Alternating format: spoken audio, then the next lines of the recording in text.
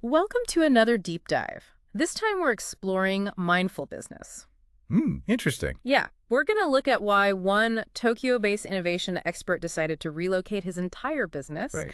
to the coastal city of Kamakura. Interesting. Our source is an article called Why We Moved Our Company from Shibuya to Kamakura, Okay. and it's by Miki Kouji, Okay. who is the entrepreneur himself. Gotcha. It was posted on the website for the Zen 2.0 conference, which he co-founded. Interesting. So get ready to dive into how the very nature of innovation is changing and the rise of a new type of economy. Sounds fascinating. What's really interesting is that Koji's story isn't just about like a change of scenery. Right. It reflects a larger trend where people are realizing that true innovation comes from tapping into inner creativity and passion, Oh, I see. not just focusing on external factors. Yeah. Absolutely. Koji noticed something intriguing Okay. about the most successful students at his innovation school. They weren't the typical Tokyo creatives you might expect. They were more focused on their internal motivations and their personal why, you know. What do you make of that? Well, it challenges the traditional view of innovation, right? The idea that it's driven by market trends or technology. Yeah. It suggests that there's a shift happening Okay. where people are realizing that it stems from a deeper place, this connection with their inner drive and purpose. To test this theory, Koji organized workshops in both Tokyo and Kamakura. And the results were surprisingly different. Interesting. In Tokyo, the attendees, they were more focused on external validation, asking the typical business-minded questions. Yeah. But in Kamakura, the energy was palpable. Really? Participants were driven by their own personal why, wanting to connect their work to something deeper. So the contrast between those two workshops really highlights the impact environment can have Totally. on our thinking. And this is where Kamakura's unique environment comes into play. Okay. Koji believes that the city's proximity to the sea and mountains fosters a sense of openness and awareness, which is a stark contrast to that closed-off feeling Right. of Tokyo's concrete jungle. Yeah, like the natural environment in Kamakura acts as a catalyst, Yes. allowing for introspection and a deeper connection to one's inner voice. Exactly. And that's the foundation for Koji's vision of Kamakura as a mindful city. Okay. What stands out to you about that vision?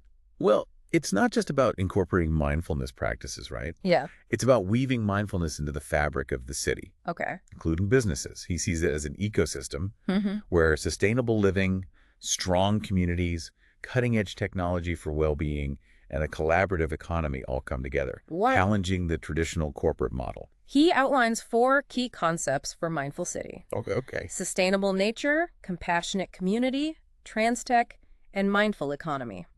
Let's break those down a bit. Starting with sustainable nature. Okay. Koji believes that embracing nature's healing effects through things like surfing and trail running, Yeah. it leads to less stress and more mental clarity. Right. He actually attributes this to his own transformation. After moving to Kamakura, Okay. he shed this closed-off corporate persona Oh. and adopted a more holistic approach to work. Wow. That's a powerful example Yeah. of how nature can act as a catalyst Right. for both personal and professional growth. Yeah. It ties into the growing understanding that our environment plays a significant role in our well-being and creativity. His second concept, compassionate community, Okay. focuses on human connection and support. Okay. He points to initiatives like the Zen 2.0 conference and the Kamakura Mindfulness Day as examples of how a strong, mindful community is emerging. It resonates with the idea that innovation thrives in environments where people feel connected and supported. And empowered to share their ideas. Right. So a sense of community creates fertile ground for collaboration and new ventures. Now, his third concept, trans-tech, Okay. short for consciousness upgrading technology, is particularly intriguing. He sees it as having a huge impact on how we work and live. Wow. What are your thoughts on trans-tech? It's a fascinating area that's gaining a lot of attention, right? Yeah. It's about using technology to enhance our well-being and help us tap into our full potential. One example Kouji gives is a Kamakura-based startup Okay. called V-Style. Okay. They're developing these zone headphones Yeah. that use brainwave analysis to create personalized music experiences. So if you're feeling stressed, Yeah. the headphones could play music that helps you relax. Exactly. That's incredible. Yeah. It's almost like technology being used to help us become more mindful and self-aware. Exactly. Yeah. And it's not just about relaxation, right? Right. It's a wide range of applications, from improving focus and creativity to managing stress and promoting emotional regulation.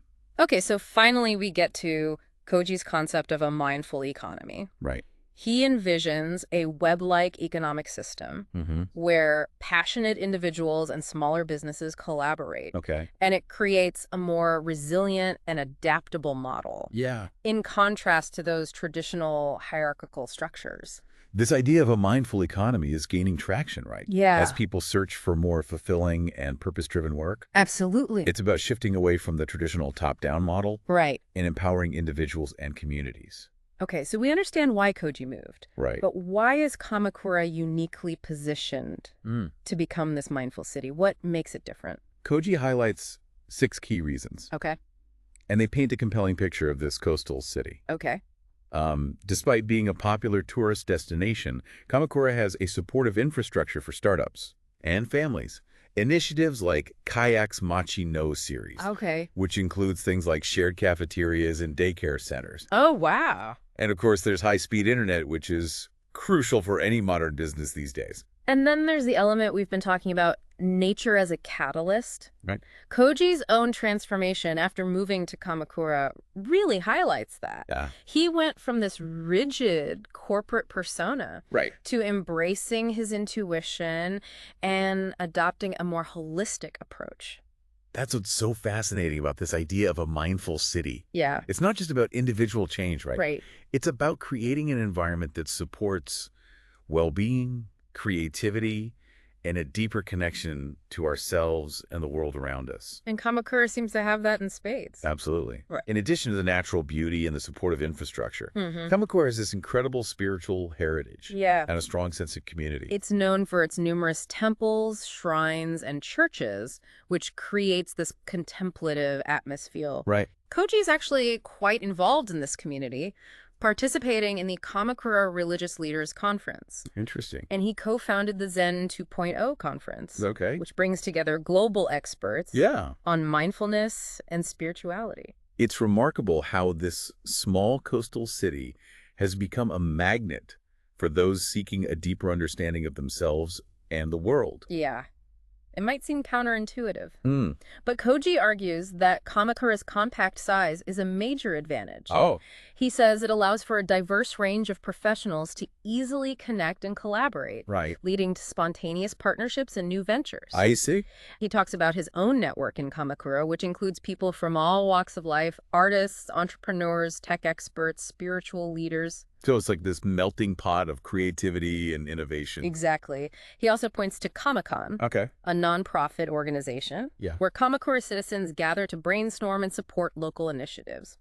It speaks to the city's proactive and engaged community spirit. Kouji himself has been an active member of Kamakon for years, witnessing the birth of impactful projects like Zen 2.0. It's a testament to the power of community-driven solutions and the willingness to embrace new ideas. And finally, there's the growing mindful business cluster in Kamakura. Kouji lists several examples of mindful businesses that are thriving in Kamakura, spanning various sectors, from technology and education to wellness and hospitality.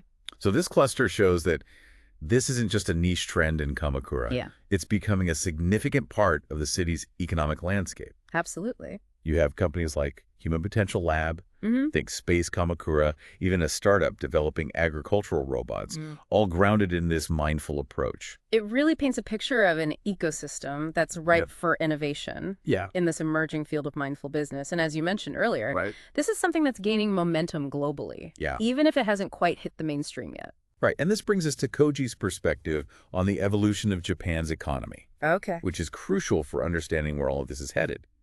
So Kouji, he sees this shift toward mindful business as part of a larger economic transformation, in Japan. He describes how the focus has moved from manufacturing to finance and IT. Right. And now, he thinks, It's shifting towards something more profound. Okay. Focus on heart and human consciousness. That's interesting. It's like the economy is evolving to a whole new level. Yeah. What are your thoughts on this shift towards the heart of business, so to speak?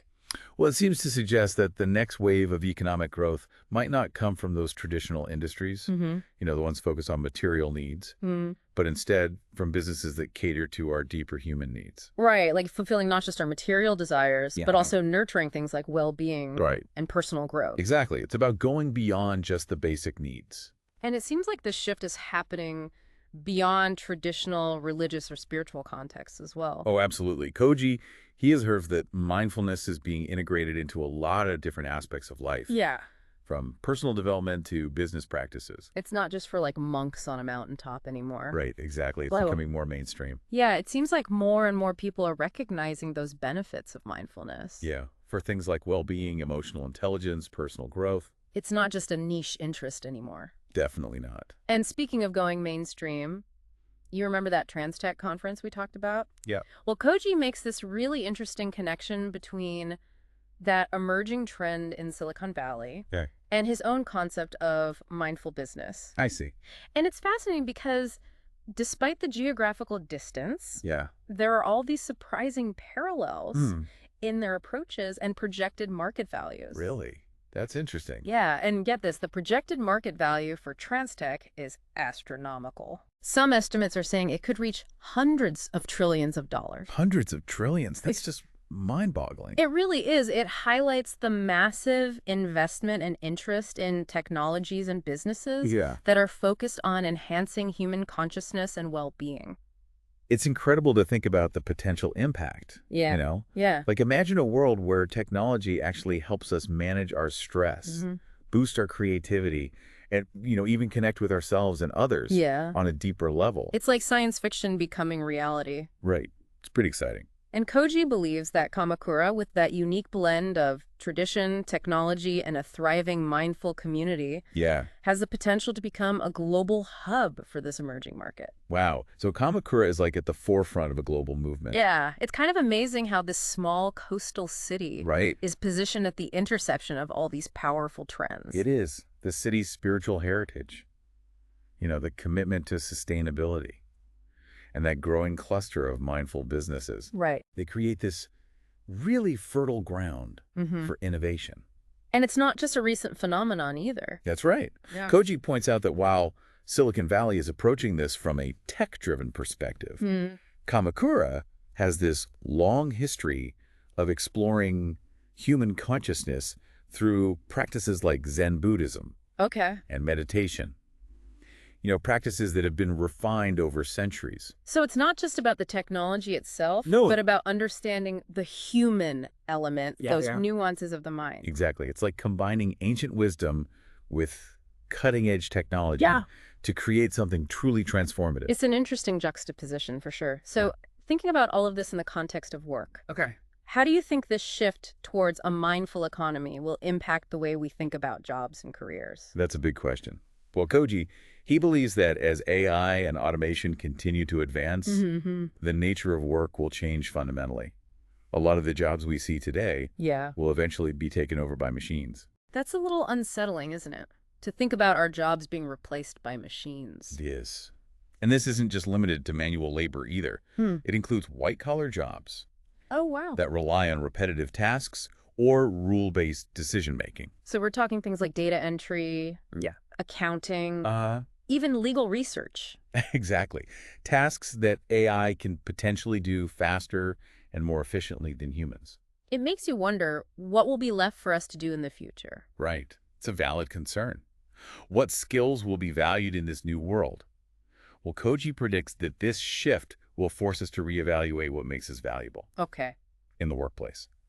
The skills that will be most in demand are the ones that are uniquely human. Like what kinds of skills? Things like creativity, empathy, critical thinking, and the ability to connect with others on a deeper level. So it's not just about technical skills anymore. No, it's about cultivating those essential human skills that set us apart from machines. So how do we prepare for this future? How do we develop those skills that will be so valuable? Well, Kouji argues that mindfulness practices can actually help us develop those very skills. That's interesting. So mindfulness can help us be more creative, more empathetic. Exactly. Mindfulness is all about cultivating self-awareness, Right. emotional regulation, and a deeper understanding of our own minds Yeah. and the minds of others. It's like mindfulness becomes a key tool for navigating this new landscape of work. It is. It's about cultivating those inner resources Mhm. and becoming more attuned to our own needs Mhm. and the needs of those around us. It sounds like we need to start practicing mindfulness now. I think so. Yeah. And Kouji also emphasizes the importance of finding your ikigai. Hey. Yeah, it's a Japanese concept that roughly translates to reason for being. Oh, I've heard of that. It's similar to the idea of finding your purpose. Yeah, or your passion. Right. So why is that so important in a world where jobs are constantly changing? Because when you're doing work that you truly love Mm-hmm.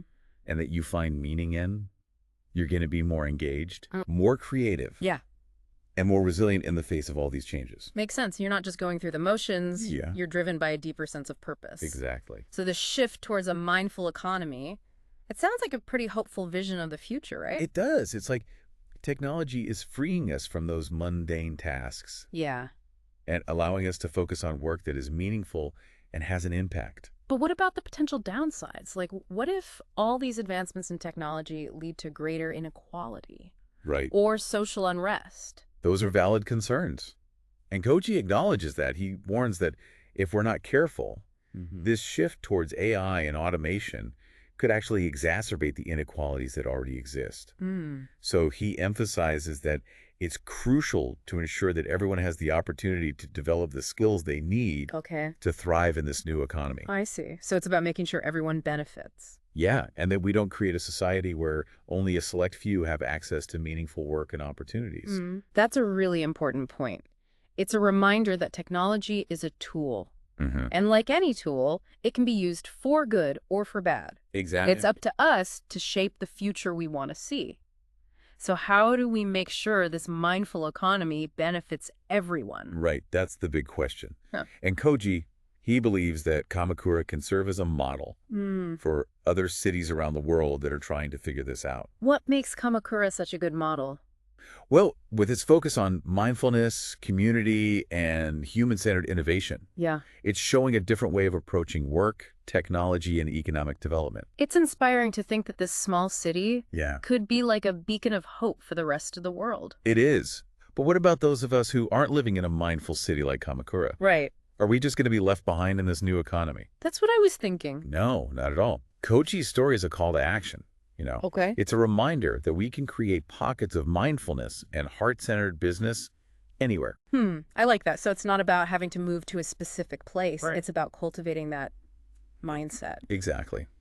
And it's about being proactive, looking for those opportunities to connect with nature, building strong communities, and embracing technology in a way that enhances our well-being Right. and fosters creativity. I feel like a lot of people are already doing that in their own ways. They are. The seeds for this new economy are already being planted all over the world. Yeah. It's up to us to nurture them and help them grow. It really is about taking those small steps, those intentional choices in our daily lives that can lead to a larger shift. Yeah, absolutely. Like, we can choose to be more mindful when we're interacting with people, Right. more intentional about the work we do, and more connected to nature. Mm-hmm. It could be something as simple as just taking a few minutes each day to meditate. Yeah. That can make a big difference. Or making a conscious effort to connect with your friends or your colleagues on a deeper level. I love that. It's not about like overhauling your entire life or anything drastic. Right. Just those small intentional shifts that can then have that ripple effect. Right. It makes me think about the people that we were talking about earlier in Kouji's network.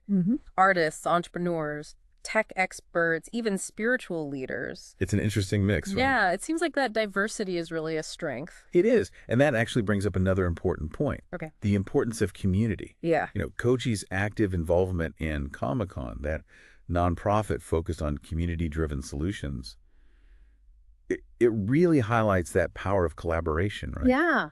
It's about finding those spaces where you can connect with people who share those same values and work together to create change. So it's not just about being mindful as an individual. No. It's about being part of a community that supports that. Exactly. And it's also about being open to new possibilities and recognizing that innovation can come from some pretty unexpected places. Right. I mean, who would have thought that a small coastal town known for its temples and this kind of laid-back vibe would be at the forefront of a global movement? Yeah. It really challenges our assumptions about where innovation happens and reminds us to look beyond the obvious. Yeah, and that's something that this whole deep dive has shown us. Sometimes those groundbreaking ideas emerge from looking inward, Absolutely. not just focusing on the external world. Kouji's journey, from that busy Tokyo to Kamakura, it's a great example of that. It really is, and I think it's a good reminder that we all have more agency than we might think Right. in shaping the future, not just of work, but of the economy as a whole. We don't have to just accept things as they are. We can be part of creating the change we want to see. And that change can start right now, Yeah. today, Right. whether it's trying out a mindfulness practice, connecting with your local community, or even just being more intentional about your work. Each step you take contributes to a more mindful and fulfilling world. I love that. So, as we wrap up this deep dive into mindful business, what small step will you take today to bring a little more mindfulness into your own life? Until next time, keep diving deeper.